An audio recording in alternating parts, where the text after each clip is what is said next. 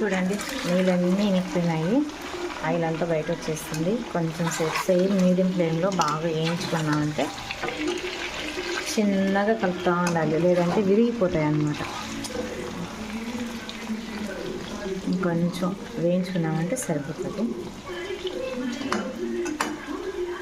కొంతమంది వేయించిన ధనియాల పొడి ఉంటుంది కదా, అదైనా చల్లుకుంటారు, లేదంటే మిరియాల పొడి అయినా చల్లి దింపేసుకుంటారు అన్నమాట. ఇంకొంచెం వేగాలి.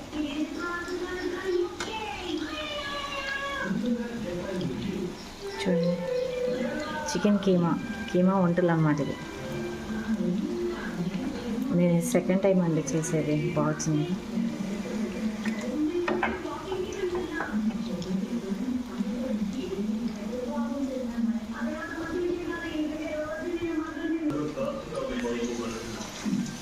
చూడండి అంతే అండి, చికెన్ కీమా వంటలు.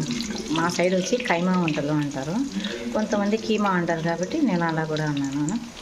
మొత్తానికి ఇవి చికెన్ కైమా వంటలు అండి. మటన్తో కూడా చేస్తాను, నెక్స్ట్ ఈసారి మటన్తో చేసినప్పుడు చూపిస్తానండి. ఇంకా ఇందులో మిరియాల పొడి, కొంత ధనియాల పొడి చల్లుకొని దించేసుకోవడమే అండి, అయిపోయింది ప్రాసెస్ అంతా.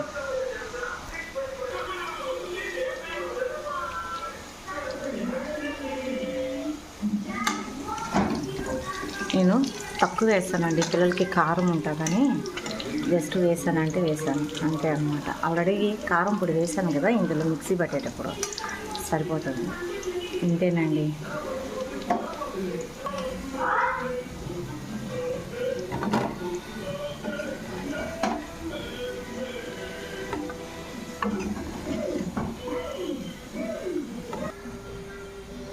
తీసేసుకున్నాను, అయిపోయింది, గిన్నెలోకి తీసేసుకున్నాం. ఇవే చికెన్ కైమా వంటలు.